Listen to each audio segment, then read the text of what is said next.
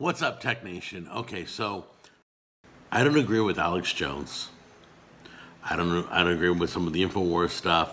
I don't agree with a lot of people, but I don't think you should shut them up.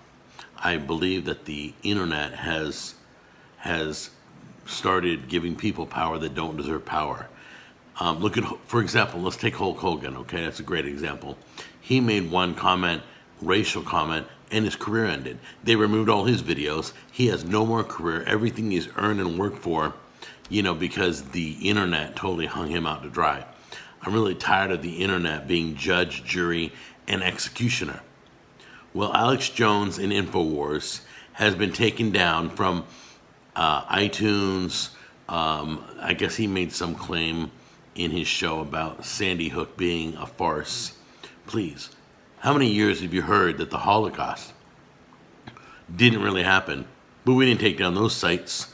We need to start whining about it. You guys on the internet start whining about something, and everybody gets in line to do something about it, to take things down. Well, Twitter stood up against the public. And Twitter said, well, we're not going to take down his account, but we're going to put him like on a probation. That's cool.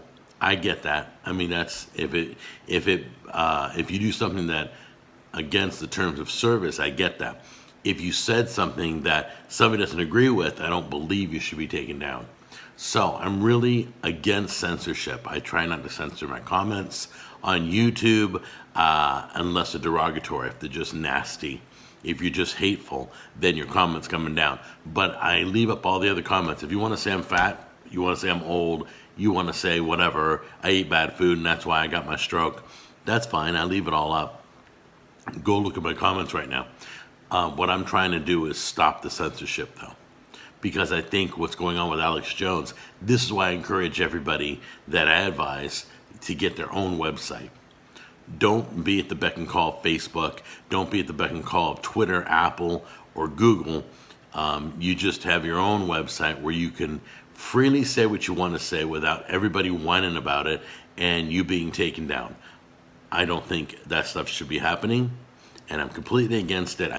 I don't believe in a lot of things, but I do believe that freedom of speech is one of our rights, and we should not be losing that. Take care. I'll see you in the next episode. Bye-bye.